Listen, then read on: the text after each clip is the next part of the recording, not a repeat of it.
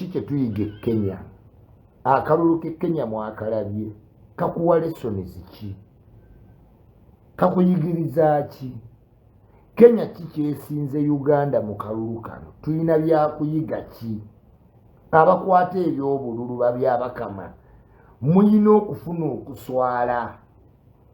okuswala obululu ne buggwa petition ne zifuuka petition simanya ate buno bwazereti simanya ebyokulonda tebyatuuse yes logistical problems but logistical problems can become a case court simanya obululu wabutuusiza ssaawa 8 abadde bazze ku 12 basobola okukuloopa but logistically oyinza okuba nga enkuba yatonye enguudo zibadde ziseerera nga bisuubirwa mu logistics but at the same time bisobola okufuuka offense mu court abaserikale abenyigira byokulonda ne mwefuula nti nno era mu kulonda mufiirawo mwalabye lessons e Kenya abajjako internet ne mujjako Facebook mpaka leero mukitegedde nti Facebook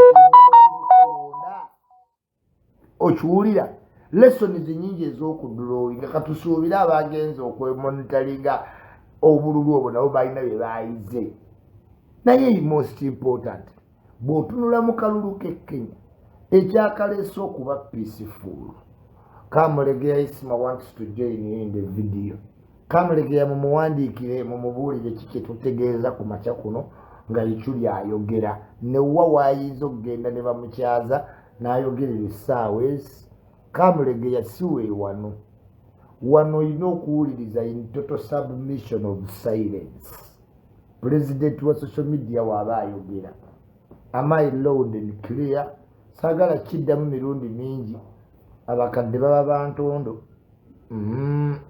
ogwo omuze gukome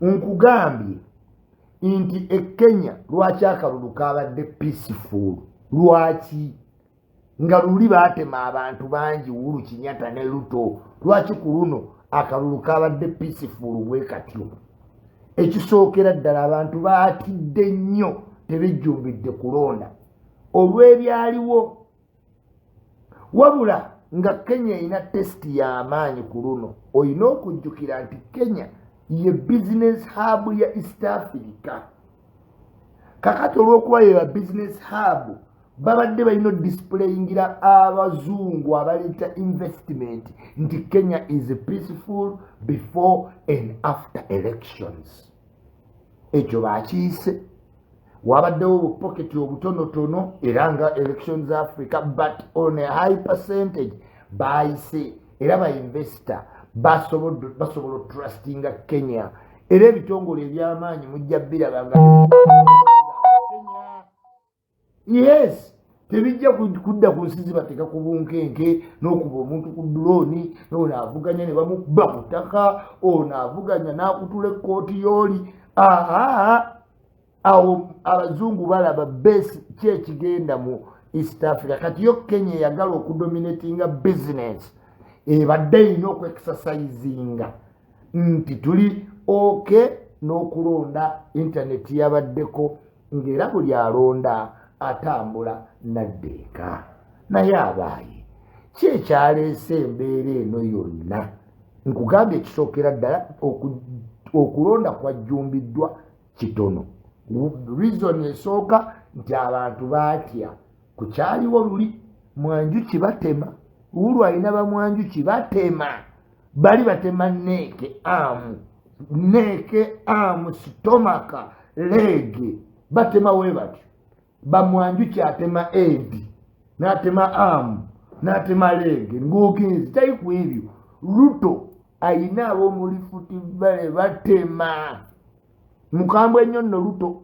however ku luno ekyaleetedde akalulu okuba peaceful temwabaddemu opposition olaba temwabaddemu opposition luli Raila Odinga yali opposition ng'aleeta tamoyire Kenya ne bamuyingiza mu gavumenti eyabadde avuganya yabadde deputy president ate nga gwavuganya Raila Odinga awagirwa president akalulu kyekavudde kaba peaceful tusigale nga tukyalina opposition oba tukope Kenya kubanga Tanzania gyetugambe y'emirembe nabo baleeta muntu mu kibiina eki kati tubatendereza naye ate bo tebali next to democracy wetudda mu true rights za democracy kubanga Chama cha Mapinduzi yokka yejjokuwa omukulembeze yejjokuwa omuki omukulembeze ekirala ekyaletedde akalulu okubeera peaceful Ruto yamaze okutegeera nti I'm going to be president in a space of 10 years. Yes, lumu mu Chama cha Mapinduzi president gwe mulaba gwe bayita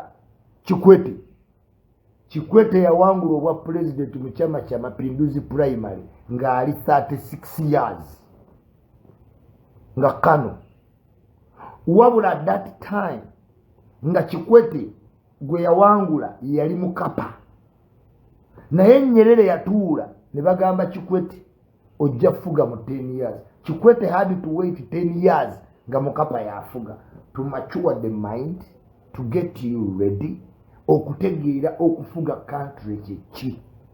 Kati Ruto alina emyaka 5 mweki mwitano woba otaddewo stiff competition nga gyataddewo ono Raila Odinga basobola bagamba Ruto omusajja ali 80 years ne mu campaign abadde abongoota muwe emyaka etaano afuge keeki nga Mandela yafugako gumu emirala bamufugira bufugizi.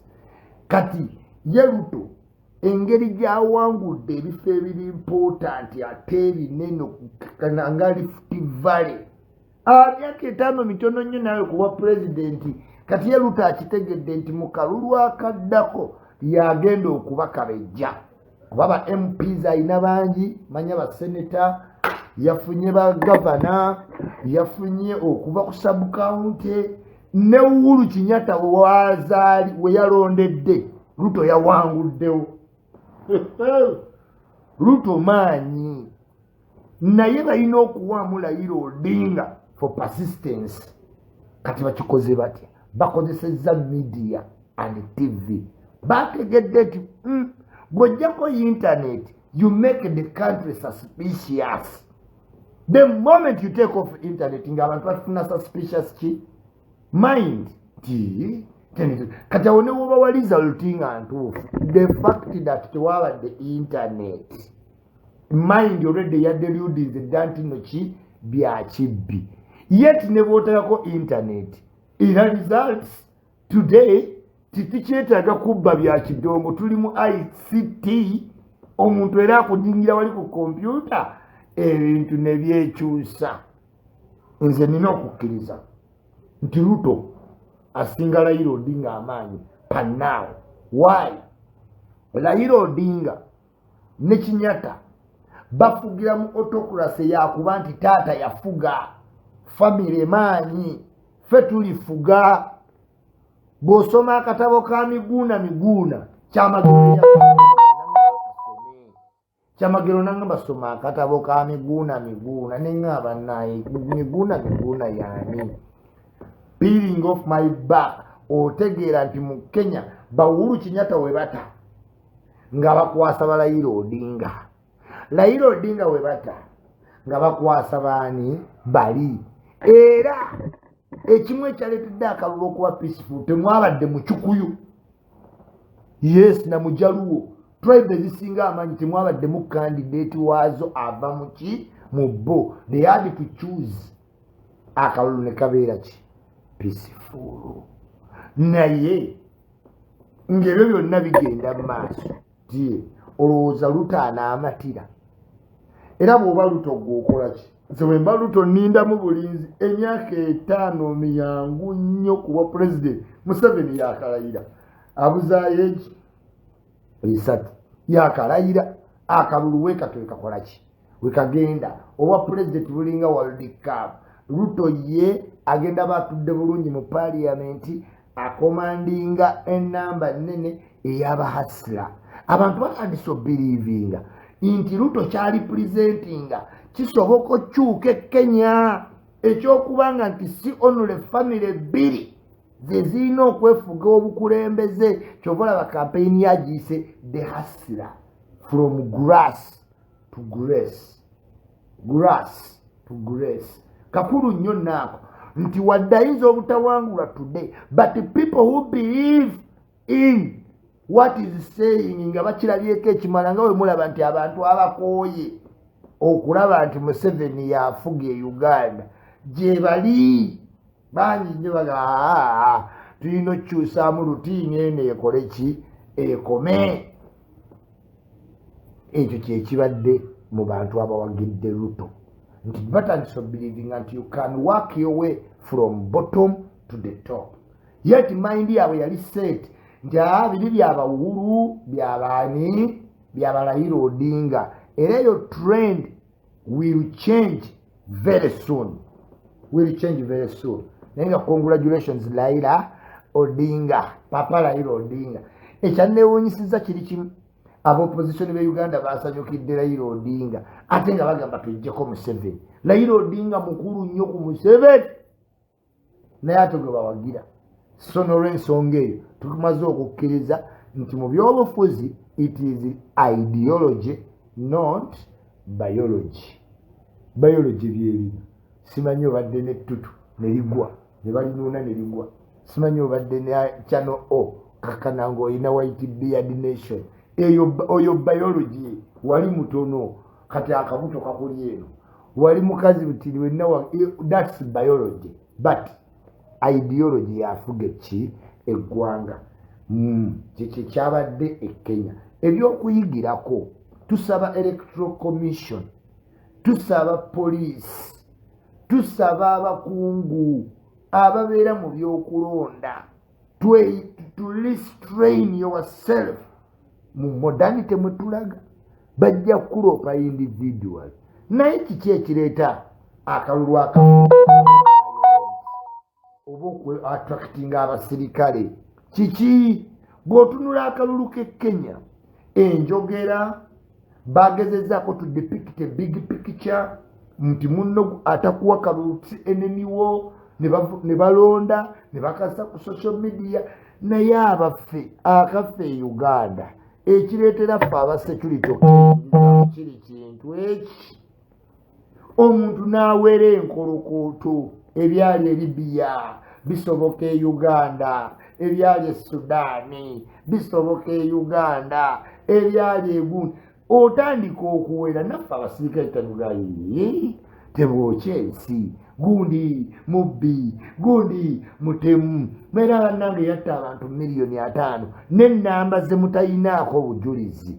Kati akalulu k'e Uganda kakwagala bantu kusaanyaawo nsi. Kyova olaba bwe banyiga nga bookya enguudo n'omugamba oluguudo lutwalidde ebbanga ddene olwa kolansi otuuka e Namayengo. E Namayengo oluguudo lwa kolansi luludo ate lutuuse ate oluteekako ekipiira nti kubanga abakulembera bakumyemu omuliro. Tulekera ebyobufuzi by'okwekumamu omuliro tusobola okufuna ekiri Kenya. Kenya eyagala fuuka business hub attracting abantu banene etufuge. Kyova olaba batuuse n'otumanyira mu campaign mu don't compare us to the worst countries like Uganda. Ebyo ye mugenda ate mupaalira. Nze sifayo ku bigenda baayo Kenya kubanga siri Kenya, nze nfa ku Uganda. Just nnumirirwa abasuubuzi baffe abafuna ebintu ova e Kenya. Nze sigendangako Kenya, nze Uganda gye nategeera. Okuva e Uganda nina kuba nzira Europe. Sigenda mu second class country, sigenda mu